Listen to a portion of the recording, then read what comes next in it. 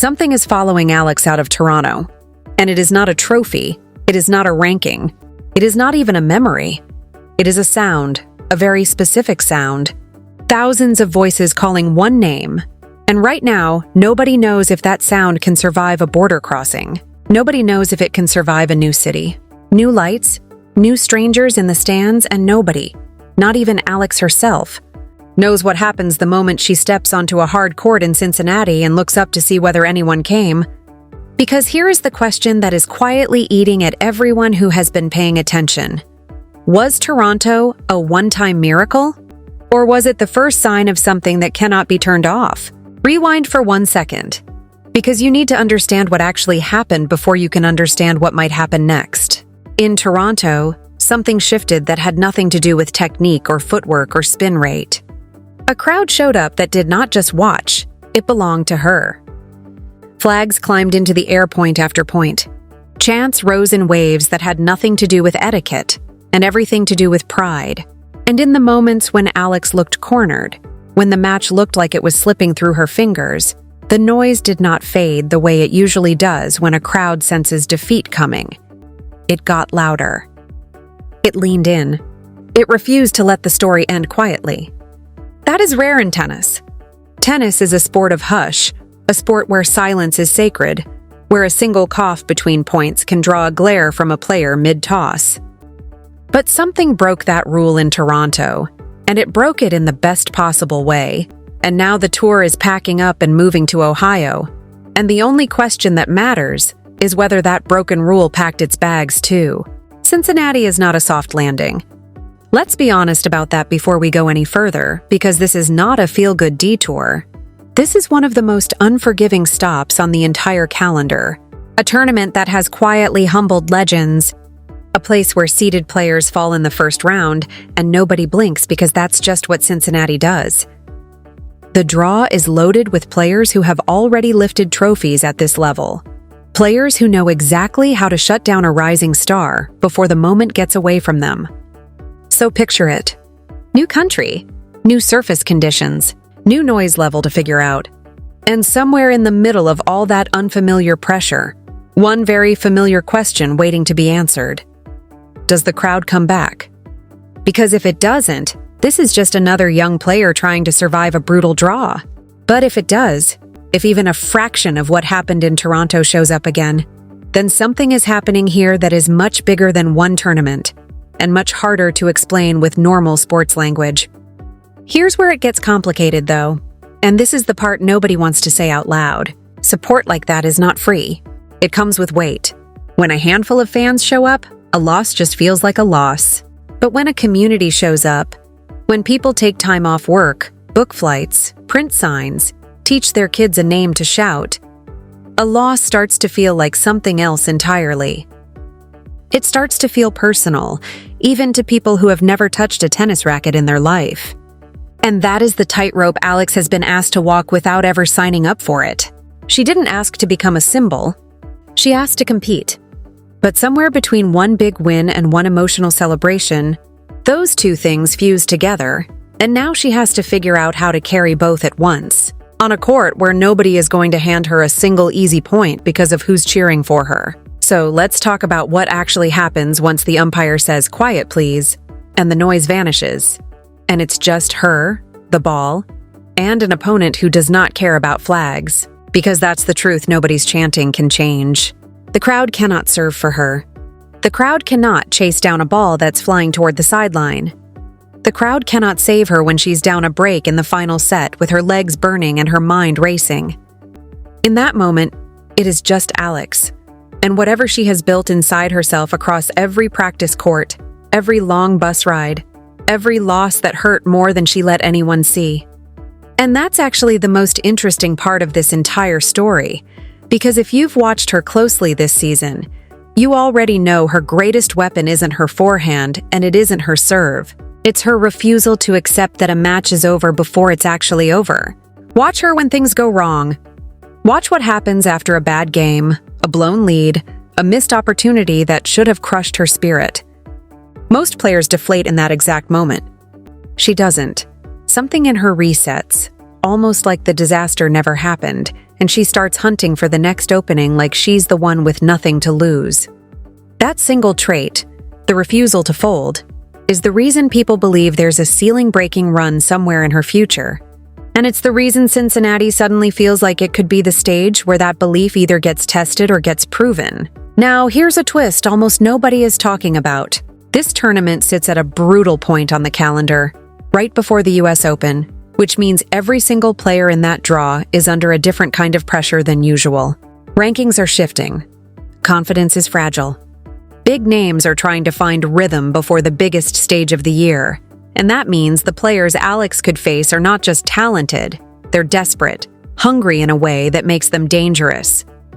One suspicious question keeps circling, though, and it's the one that separates a promising player from a genuine threat. Has she reached the point where opponents no longer look at her as a surprise and start looking at her as a problem? Because that shift changes everything. When nobody expects anything from you, every win feels like a gift. But the second people start whispering that you could actually do damage, the entire equation flips. Now you're the one being scouted. Now you're the one opponents prepare for specifically, staying up late watching film, trying to find the crack in your game before you ever step on the court. That kind of attention is not comfortable.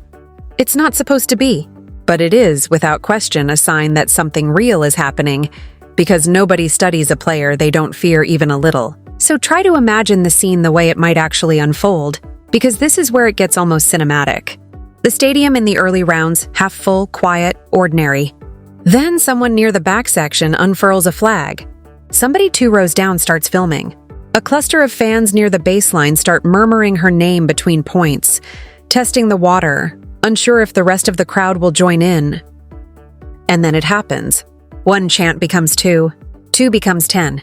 Suddenly, there's a wall of sound rolling down from the upper deck, and Alex, mid-point, has to decide in a split second whether that noise is a weight or a wing. That decision, whether to let the crowd lift her or let it crush her, might be the single most important storyline of this entire tournament, more important than any single scoreline. Because here's something almost nobody says clearly enough. Crowds don't just support, they demand. A roaring stadium is not neutral. It raises the stakes on every single point, and some players buckle under that kind of expectation even when it's meant with love. So when you're watching, don't just watch the scoreboard. Watch her face right after she loses a point she should have won. Watch her shoulders after a missed opportunity. Watch whether she slows her routine down between points when the crowd gets loud. Because that small pause, that tiny reset, is often the difference between a player who's spiraling and a player who's simply recalibrating. Now picture the version of this story nobody can predict yet. The one that would make this entire trip unforgettable. A third set. Stadium packed beyond capacity. The scoreboard tight enough that one single point could swing the entire match. The opponent staring across the net, unreadable, waiting. And somewhere behind the baseline, a chant starting low and rising, climbing until it swallows the entire arena, 3 syllables repeated over and over until they stop sounding like a name and start sounding like a heartbeat. If that moment happens, and there is absolutely no guarantee it will not just be a highlight clip. It will be proof of something much bigger than one match.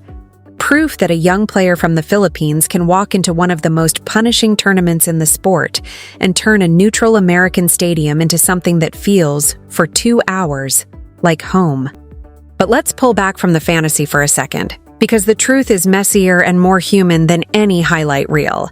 This entire wave of attention could just as easily crash the wrong way. She could lose early.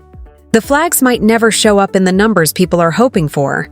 The noise from Toronto might turn out to be a moment, not a movement.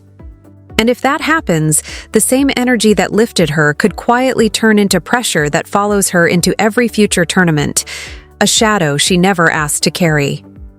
That's the part of this story that deserves honesty instead of hype.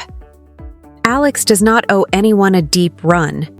She does not owe an entire community a trophy to justify why they showed up. What makes her worth watching isn't perfection. It's the fight, the specific, stubborn refusal to disappear when a match starts slipping away. And that quality exists whether she wins in the first round or the final. So why does this particular tournament matter so much more than it should on paper? Because it's the first real test of whether what happened in Toronto was a spark or a fire. Sparks fade fast. They're beautiful for... Sparks fade fast. They're beautiful for a moment, and then they're gone, and nobody remembers exactly when they went out.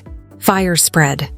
They jump from one place to the next, growing louder, growing bigger, pulling in people who had no idea they were even paying attention, until suddenly they are checking scores on their phone during a work meeting. Suddenly they are explaining to a coworker who this player even is. Suddenly they are the ones putting a flag in their bag for the next event just in case.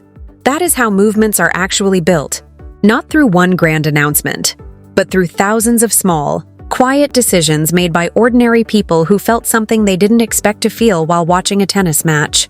A parent showing their kid a highlight clip before school. A group chat blowing up after a comeback nobody saw coming. Somebody buying a ticket to their very first tennis match specifically because of one name on the draw sheet. None of that shows up in a box score, but all of it is exactly how an athlete becomes something bigger than their sport. And that brings us back to the real tension sitting underneath this entire story. The one question that towers over everything else happening in Cincinnati this week. Can raw emotion actually survive contact with elite competition? Passion doesn't return a serve. Pride doesn't chase down a drop shot. Somewhere between the crowd's noise and the opponent's game plan, there has to be a version of Alex who can take all of that energy, absorb it, and turn it into something usable on the actual court, instead of something that sits heavy on her chest between points. That is the real test hiding inside this tournament. Wrapped up in flags and chants and storylines about identity and belonging. But at its core, brutally simple. Can she hold her nerve when everything and everyone is watching to see if she breaks? Nobody can answer that question in advance. Not her coaches. Not the fans booking flights right now. Not even Alex herself, standing somewhere in a hotel room in Ohio, running through the same routines she's run 1,000 times before. Trying to treat this like just another tournament, even though some part of her almost certainly knows it isn't quite that simple anymore. Because the truth is, she stopped being just another rising player somewhere along this season and started becoming something closer to a symbol, whether she wanted that label or not. And symbols carry weight that ordinary competitors never have to think about. So when the first match begins, watch closely, because the opening rounds will tell you more than people expect. Watch whether the crowd shows up early or builds slowly. Watch whether she feeds off nerves or gets swallowed by them. Watch the specific moment when a point gets tight, because that split second, not the final scoreline, not the trophy ceremony, but that one suspended heartbeat where everything could go either way, is where this entire story actually lives. And here is the full circle truth waiting at the end of all of this. The thing that connects everything back to where we started. Toronto proved that a crowd could form around her almost overnight. Cincinnati is going to prove something different, something more important, something no amount of noise can manufacture on its own. Whether Alex can carry that connection without letting it carry her away from the one thing that got her here in the first place, which was never the flags, never the chants, never the attention. It was the fight, the refusal to fold, the willingness to stay in a rally one shot longer than anyone expects. If that fight shows up in Cincinnati the way it showed up in Toronto, then this isn't just another tournament stop. It's the next chapter of something that might not have a ceiling yet. And if it doesn't show up, if the pressure finally gets too heavy, that will tell its own story too. One about how hard it actually is to carry an entire community's hope onto a tennis court and still remember how to just play the game. Either way, one thing is already certain before a single ball is struck. Nobody is walking into that stadium indifferent anymore. Not the fans. Not the opponents. Not the cameras waiting to see whether the flags rise again. Somewhere in Ohio, the lights are about to come on. The crowd is about to find its voice, and the next chapter of this story is about to write itself in real time, one impossibly tense point at a time. And nobody, absolutely nobody, knows yet how loud it's going to get. How loud it's going to get.